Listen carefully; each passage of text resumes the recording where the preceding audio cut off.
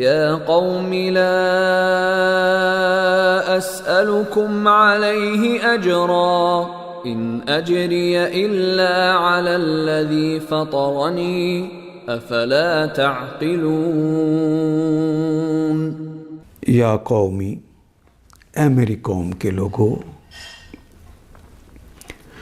اس میں وہ پوری تفصیل ہے کہ بندگی کرو گے اللہ کی تمہیں یہ انعام ملیں گے، اور اگر تم نہیں کرو گے تو یہ انعامات دنیا میں بھی ملنے ہیں، آخرت میں بھی ملنے ہیں. اگر نہیں کرو گے تو دنیا میں بھی سزائیں ہوں گی، رسوائی ہوگی، اور آخرت کے اندر بھی رسوائی ہوگی اور عذاب ہوگا.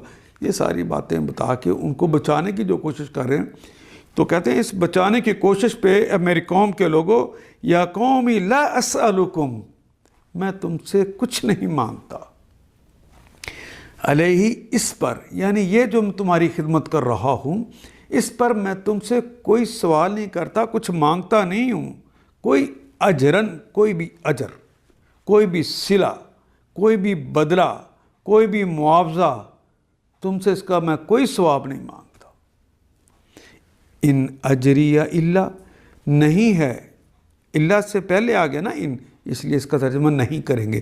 ان اجریہ، میرا تو اجر ہے. اجر تو صلے بدلے معاوضے کو کہتے ہیں، یا ساتھ لگ گئی ہے وہ متکلم کی علامت کے طور پر.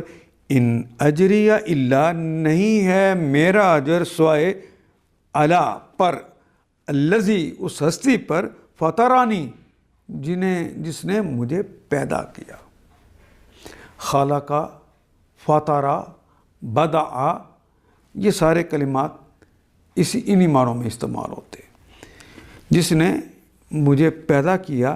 افلا تعقلون، کیا، فا پس لا نہیں، کیا پس نہیں، تعقلون تم عقل کرتے. میں اتنی محنت کے بعد اتنی تمہاری باتیں سن کے تمہارے فائدے کی جو بات کر رہا ہوں، اس کا اجر میں نے تم سے نہیں لینا، کسی لالچ میں نہیں کر رہا. اس کا اجر تو میں نے اپنے پیدا کرنے والے سے لینا ہے. اللہ اکبر. اے برادران قوم، اس کام پر میں تم سے کوئی اجر نہیں چاہتا، میرا اجر تو اس کے ذمہ ہے جس نے مجھے پیدا کیا ہے. ان آیات کو ایک دفعہ پھر تلاوت خود کیجیے، عربی مبین پڑھتے ہوئے دیکھیے کیا بات پوری اندر اتر رہی ہے. کیا یہ اردو کے سانچے میں ڈھلتی گئی ہیں عبارتیں؟ اگر بات سمجھ آنی شروع ہو گئی تو الحمدللہ یہی ہمارا ہدف ہے، اور یہ ہدف پورا ہو گیا. اللہ میرا اور آپ کا حامی و ناصر. الف لام